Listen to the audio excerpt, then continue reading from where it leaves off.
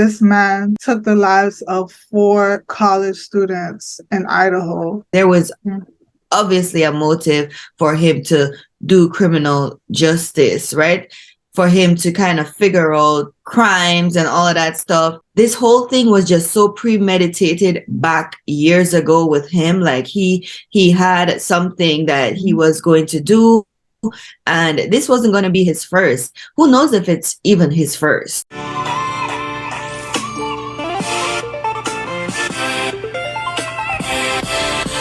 Have I become your enemy? Because I tell you the truth?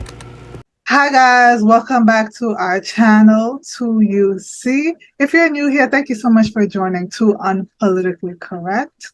So today we wanted to talk about a case that has been trending, the case of Bryan Kohberger. This man took the lives of 4 college students in Idaho, and they recently were able to link the murders to him.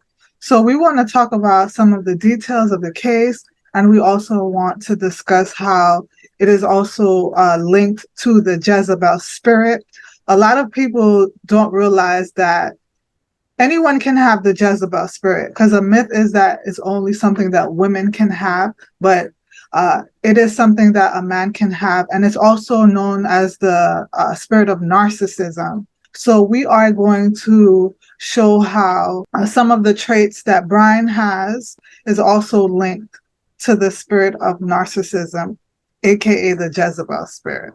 Bryan Kohberger, like while I was watching some of these videos and this news on this story, they were saying he has some similarities like to the Ted Bundy cases and the murder. So I don't know if you guys are familiar with the Ted Bundy case. I definitely have to tune into it on Netflix. I'm gonna tune into that to tap in to see if there are some true similarities in with this case. So all these murders were premeditated, as we know. I'm familiar with the Ted Bundy case. Some of the similarities that I recognize is that they are both very intelligent. With the Ted Bundy case and this guy, when they caught him, when they finally made arrest with him, he asked if there was any other suspects, right? Yeah. And they were saying that with the Ted Bundy, he asked the same thing, right? So because they know that if there's a suspect, they know that they could kind of switch it over and stuff like that. But it's so similar. This guy, he went to the Sales University, right? He graduated with his Master's of Arts in Criminal Justice. He graduated in 2020 and finished his degree in 2022, right? So I'm like, okay, so you waste your whole years, right, to study criminal justice. Well, I don't think it was like a waste for him in that part. I think there was definitely an agenda for him to do that, right? Because there was obviously a motive for him to do criminal justice, right? For him to kind of figure out crimes and all of that stuff. He sent out a Reddit post if anyone wanted to participate in a research project for on killers or something like that. Like that is like so crazy. Like this whole thing was just so premeditated back years ago with him. Like he had something that he was going to do, and this wasn't going to be his first. Who knows if it's even his first, right? So that's what, you know, everyone is trying to figure out. Is this his first murder that he's committed? It's so crazy, like this guy trying to study criminal minds. And I know that he interviewed Ted Bundy, right? Or the BTK killer. I think he has a real fascination, just to add to what you said about him studying criminology and psychology. I feel like he had a real fascination with crime.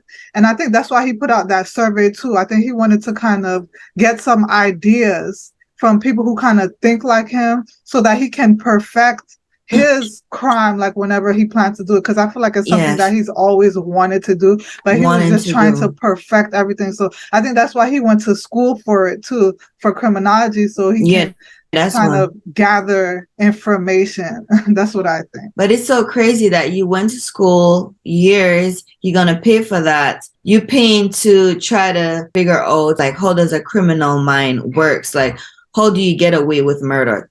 Basically. Practically. You know, when you look on somebody, you know, there's a couple movies out there, you know, where they will say his eyes was just like so dark when, like, you know, they're bringing a witness and they say, do you remember what this suspect looked like? And the one thing that that person could remember is his eyes, right? Their eyes, like their eyes were just so dark and cold. And, you know, some people, you know, it's just like that's the most thing that stand out, you know, and that's the thing that stood out for me with him. When you're looking at him, it's just like his eyes was just like, it's like so meaningless. Like you just, it's so dark. You know, there's no emotions or anything. Yeah. It's just like a dark, it's just like a cold stare. You ain't getting no emotions, nothing from him. Sometimes, you know, as we know, we walk amongst those people, you know, every day. But if you see someone and you walking past someone who have that dark, cold stare, you better beware of them. Okay. And you better watch your surroundings, even if you're on the street and you're passing them, because people like that, no bueno. He looked like he had no soul, right? Did you see when he went to pick up his, like at his graduation? I don't know if you saw the video where when they gave him his certificate, he didn't even smile. Most people, when they, you know, you work so hard. Yeah, I did. I saw the video. Bryan Kohberger.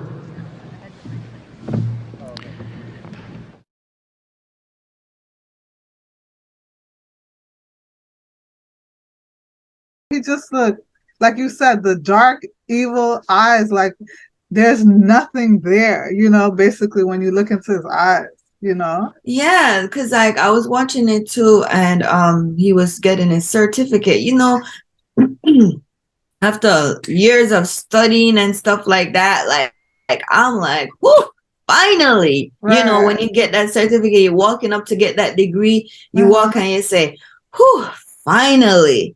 This guy, he just walked, and it was just like emotion, no emotion, nothing. He was just, I don't know, was he deep in thought to think about his next step? He was probably so focused on the killing that he's going to do. Right.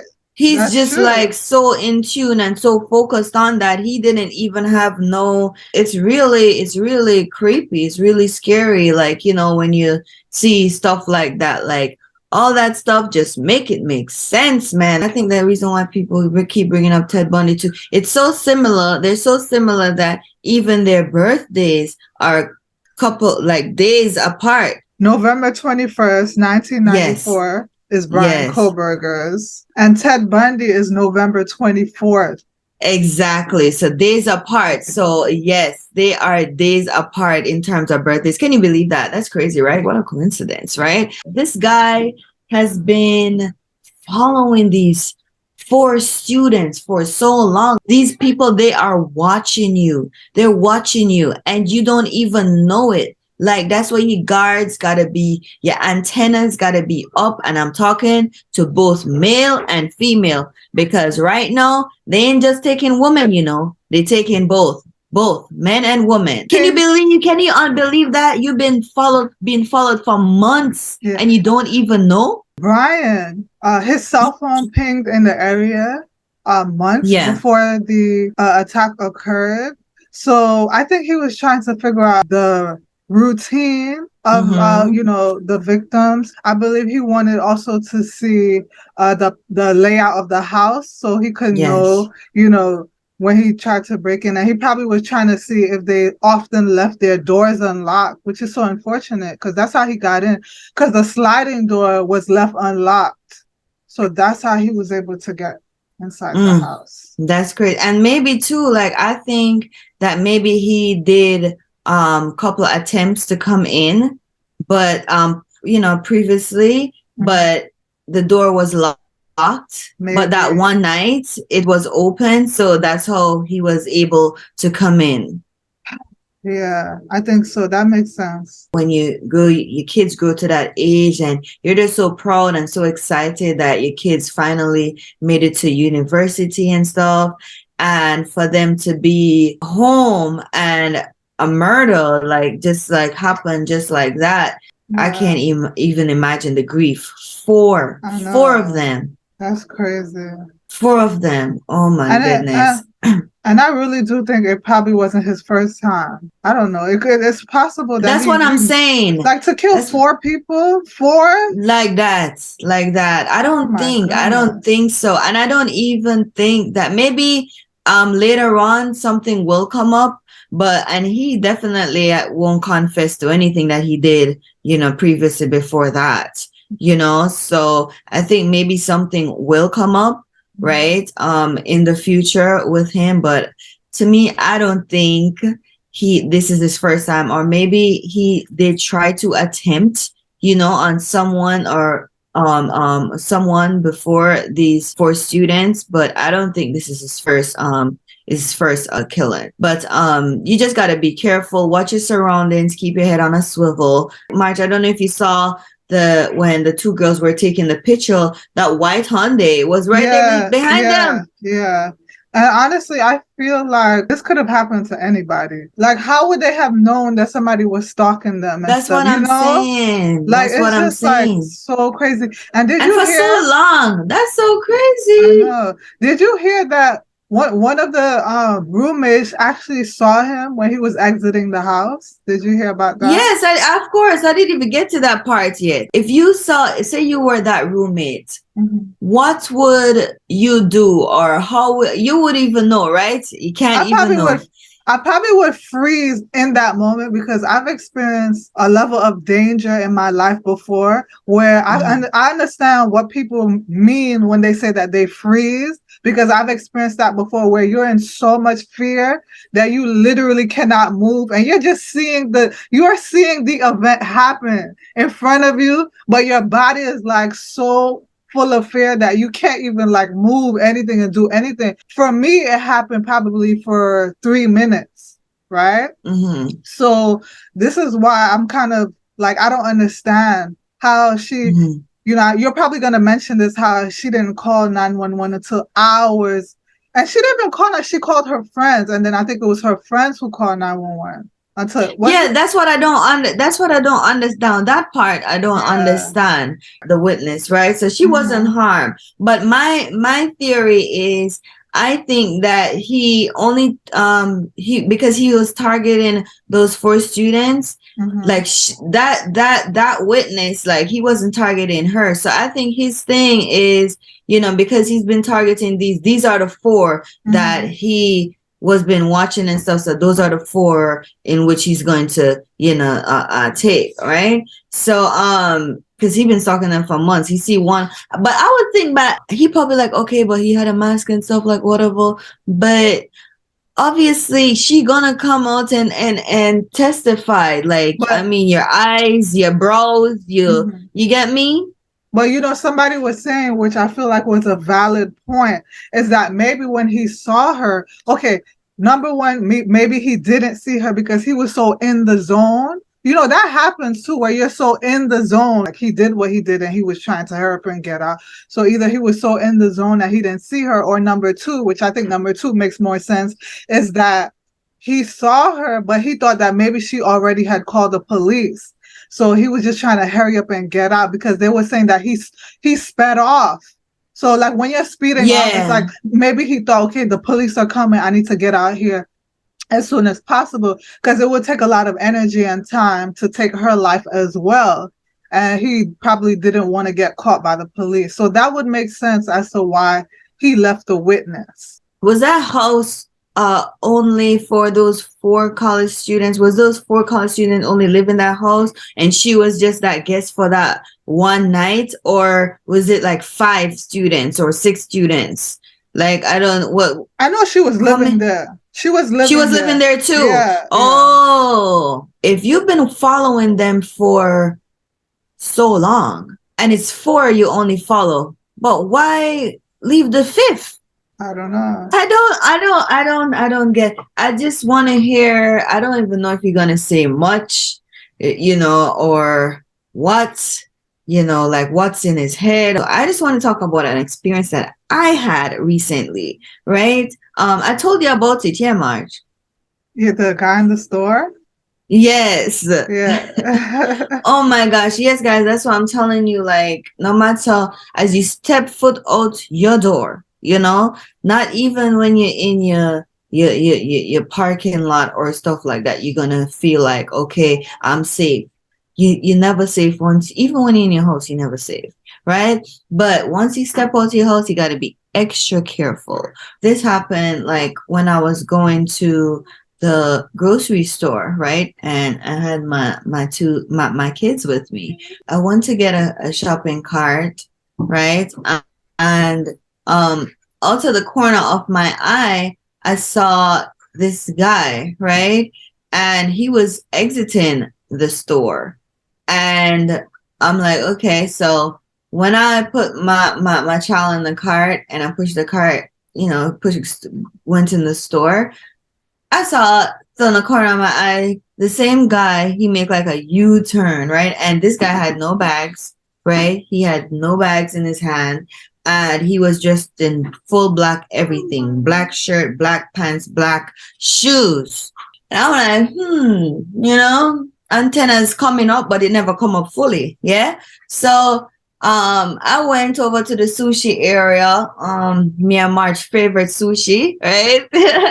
Went to grab a tray, and when I bend down and I look up, I see the guy right by my cart. And I'm like, okay, weird much, right? So I'm still like, they're looking and keeping my head on the swivel, right?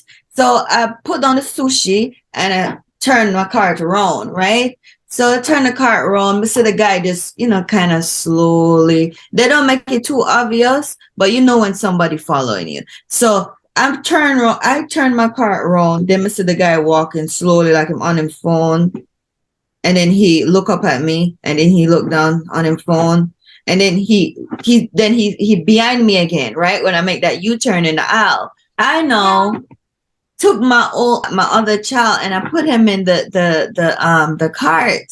So I started walking backwards to see, okay, I see you. I want to make sure that I see you, and I want to know if I'm 100% sure that you're following me, So I started walking backwards and stuff, and then this guy literally start walking towards me. So I'm like, yeah, this guy following me. And he there looking at me, then he looking on his phone. And I'm like, yo, what you following me for? What you following me for? So he's like looking at me, and then he smiled and he looked back down on his phone. Then he came up towards me, come towards the side of my cart, and he there, and then I made a phone call, right? And then he there saying something to me, but the way I was talking loud, guys, that guy never expect that probably this face had such a boisterous. Is it boisterous? Should I say boisterous? Yeah.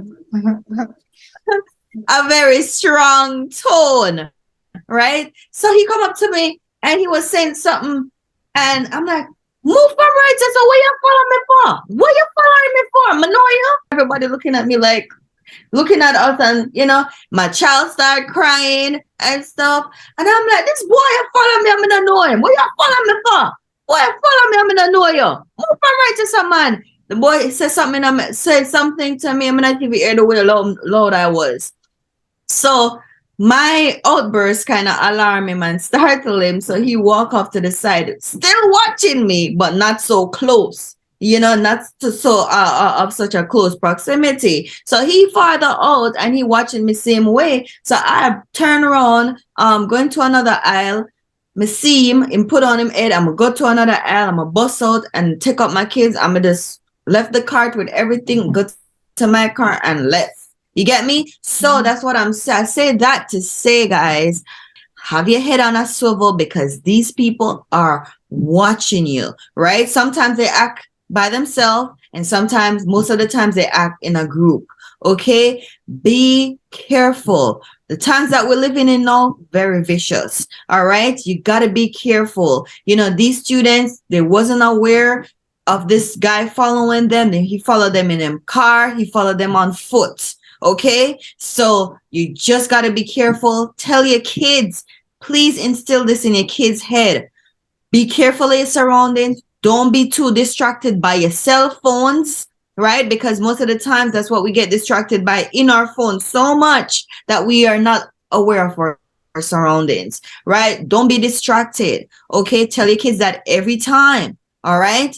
Be careful. Then going off to college, be careful. Not because you're in college and stuff like that, you think you're in a safe zone. No, you're not. Be aware. All right. I'm just telling you this. All right. And keep your doors locked. Like I said, this could have happened to anybody, because the thing is, this man has been stalking them for so long, and maybe they did keep their doors locked on a regular basis, but it could have been just that one night where they were just, you're calm, you're chill. They probably weren't even thinking about, oh, I forgot to lock the sliding doors, or, or one of them left the sliding doors open, because you might be a very cautious person, but it doesn't mean your roommate will be cautious. So, one of them left the sliding door open, and then exactly.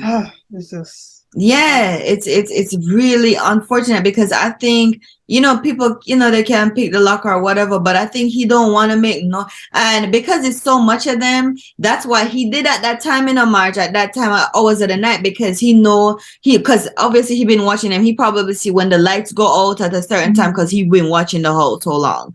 We see what time they turn off the lights and stuff, because there's so much in the house. One person, he's the only person acting, with this crime. So he didn't want all of them to be up, and he gets all bombarded and get caught. So he made sure that they're all were sleeping. You get me? And during those hours at night, it's really quiet. Any little pin drop, you hear it, right? Mm-hmm. So he probably, as you said, the door was open, and obviously even the door was closed. As I say, you don't know how many attempts he made on that house, to try to see if the door was open, right? So obviously he's not gonna break no glass for wake them up, because you break no glass, everybody get hear the sound, call cops and all the chaos. You don't want that, right? So as Marge said, be careful, make sure you check your locks, lock your doors, and they have those added reinforcements under your lock what them sell on Amazon. Like you put them under your lock for added reinforcements on your door for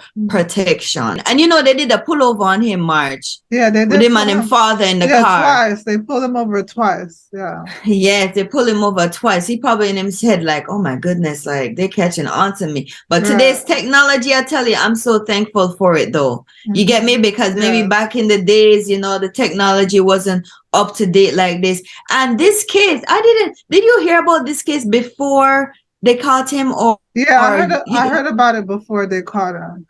Yeah, because I don't think it made much news though. It did. Well, it depends on who you follow. So, like, I follow a lot of true crime stuff, true crime channels. It was on the news a lot. It was, and they were actually just trying to figure out who committed this crime. But meanwhile, after it happened, the investigators actually did know who did it. Like they had an idea, because I don't know if you saw Kimmy. He left his sheet, a knife sheet, in the bed. Yes, I did. And that was his father's too. Yeah, it had his father's DNA in the belt, the buckle. So they were able to link him to it, because they knew it wasn't the father who did it. And then I'm like, why would you even do that? Are you trying to set up your dad?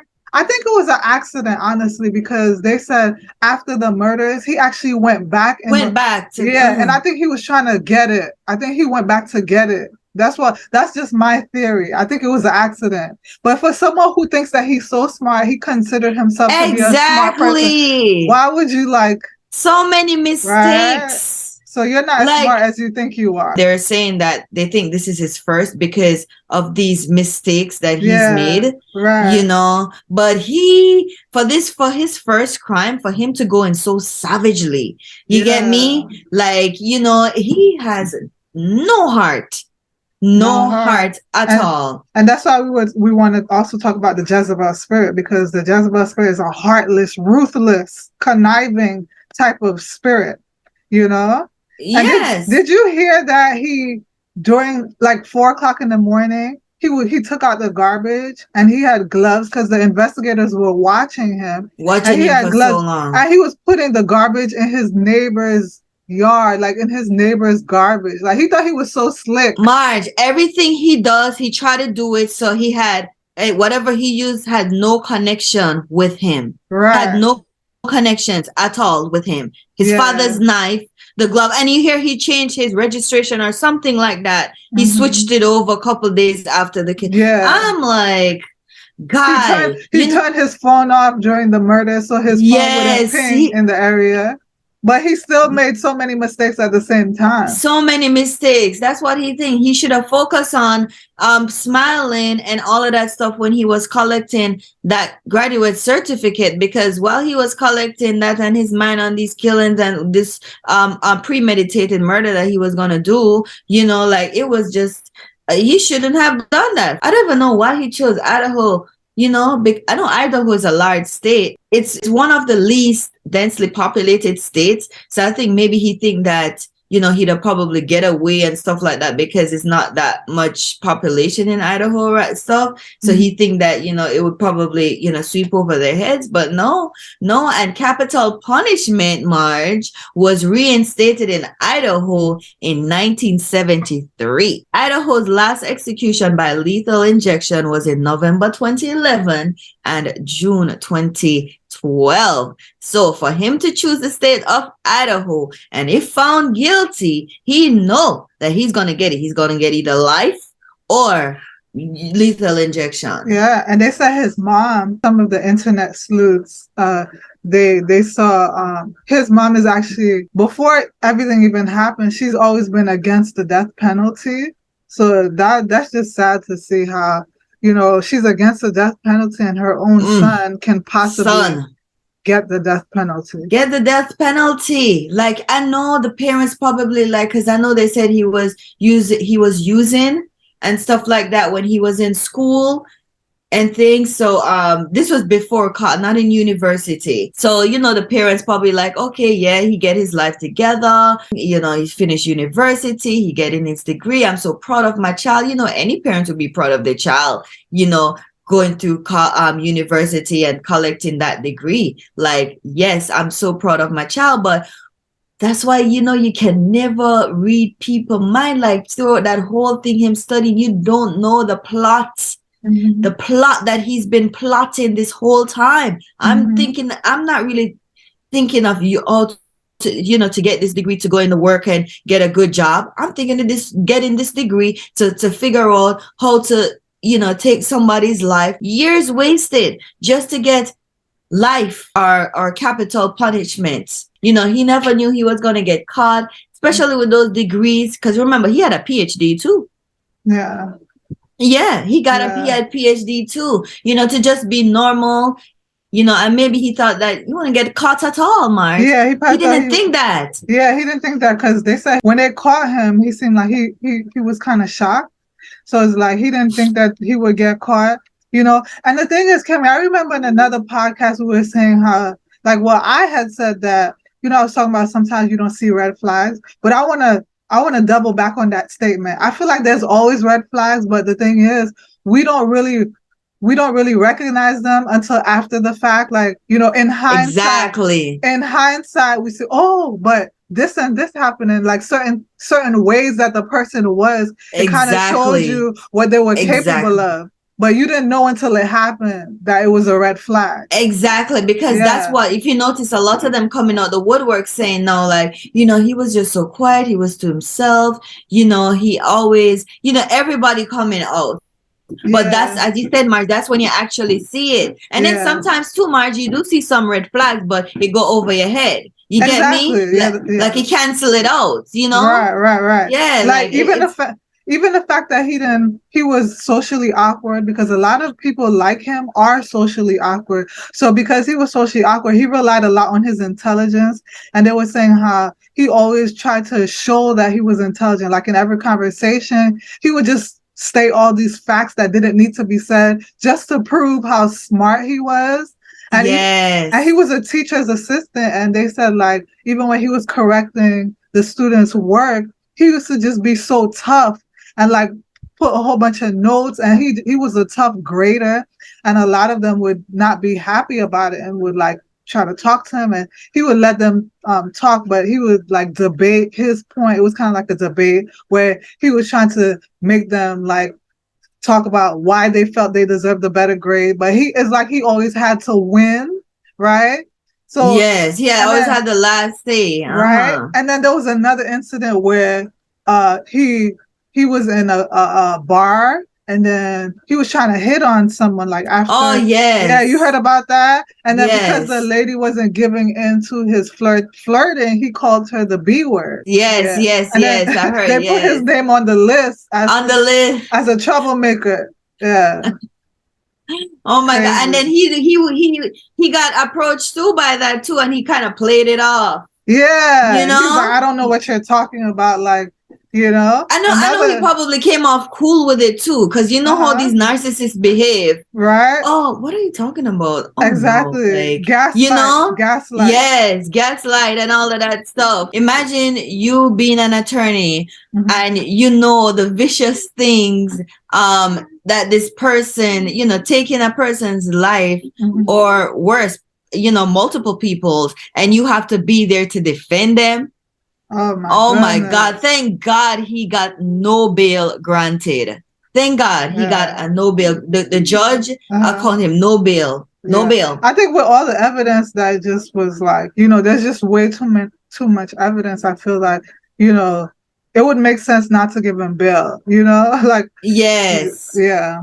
4 kids, man. 4 kids. You know, you don't know what they were gonna, come out to be. Like, it's just like really, really, really sad, man. It really sad. And then, they say, okay, walk in groups, walk in pairs, but they do. They were. They did do You that. get Yeah. me? They did Yeah. all the So right things. yeah. So, even when walking in group, that's why I said don't just rely on one thing and saying, okay, I walk in group, I walk in pair, nothing not gonna happen to me. All your guards down, and you just like, you cannot do that. These things can happen to you, so you cannot let your guard down. That's why, even I'm talking to you, I'm practicing what I'm preaching. I'm looking around, head just all over the place. By the time I get home, I have a neck pain. You get me? Because I'm watching my surrounding like crazy, guys. Like, and I have my little protection to just make sure that I'm protecting me and my kids. We want to make sure that our army is equipped and ready. You get me? Okay. Right. So we want to just kind of get into some of the characteristics that Bryan has that's the same as the Jezebel spirit. So one of them is crafty, being very crafty. Jezebel is crafty, sneaky, and always tries to stay one step ahead. She achieves her desires through indirect or deceitful methods. Thus, if you don't discern, her tactics are often successful because those she targets cannot see through her facade. In the case of Bryan, his tactics weren't successful. However, a lot of people didn't see, that he was capable of such things. He was socially awkward, but he definitely was crafty, very sneaky, and that he was stalking his victims. He studied criminology and psychology because he wanted to be one step ahead. So that's part of the craftiness as well. But thank God that he made so many mistakes that he got caught. Another characteristic is their controlling. So the Jezebel spirit is very controlling. It wants to control everything and everyone around it. This includes, but is not limited to, controlling what people think, what they do, how they feel. The Jezebel spirit will go to great lengths to control the people in his life. And you see that even with the way he was grading his students, and he was such a harsh grader, and he would debate with them when they felt like they deserved a better grade. And it's like he had to win. He always had to win. Like even in a situation where we're saying he was flirting with the lady in the bar, he wanted her to succumb to his flirting, but because she didn't, he called her the B word. So another personality trait is pride, very prideful. So the Jezebel spirit thinks highly of itself and loves to be the center of attention. The Jezebel spirit loves to be worshipped and adored. It will often try to take credit for things it did not do. You can see how he thought highly of himself because a lot of people said that he always tried to prove how intelligent he was, like in every conversation. And the last one that shows that spirit of narcissism, that Jezebel spirit, is they're attracted to positions of power. And he was attracted to a position of power. You see, he was a teacher's assistant, and he had a role where he was over people and he could like basically have his way. When it comes to certain personalities, just be on the lookout, be observant, try to observe people around you. So definitely you have to be a prayerful person too, because as much as you can try your best to protect yourself, you can still find yourself in danger anyhow. If you guys have any other questions, comments, or concerns, please, of course, as usual, be free to leave them in the comment section down below. Marge, any final thoughts? Well, my final thought can be found in Mark chapter 13, verse 33. It says, "Take ye heed, watch, and pray, for ye know not when the time is." So I just want to leave that key point, watch and pray, because that's very important, especially in the times that we live in. Yes, very vital, guys. Thank you guys so much for tuning in, and of course, don't forget to like, subscribe, and share this podcast channel with your friends and family. And with that, I'm going to ask, have I become your enemy because I tell you the truth? With that, Marge, mwah, bye-bye. Bye. Jesus, please. I can't make it on my own. I've been fighting in this battle and I'm feeling so alone, but I keep it moving. When I'm weak, you give the strength. Keep on leading me in truth. If there's sin, Lord, I repent. People falling for the lies and the world is getting worse. Propaganda in the news. Lord, what happened to the church? But I'm holding on to you. Tell me where I'm gonna run. I got all my armor on and my faith is in the sun. Everywhere I look, I see the devil laying traps. Jesus, hold me in your hand. Let your spirit be the map. Head is buried in the word. Trust will never be in men. The discerner of my thoughts. You're my best and loyal friend. All my help is to the hills. You're the marrow in my bones. You have taken all the fear. And you say I'm not alone when I lose my breath. You resuscitate. Father, you are never far. You are just a prayer away. And you bottle up the tears. Mighty hand is there to save. Let me see all of the tricks and empower me to pray. Please don't let me be deceived. Please don't let me do like Eve. Abba, wrap me in your arms. I know you will never leave. My desire is your will and I'm thankful for your grace. I will never turn my back till the day I see your face.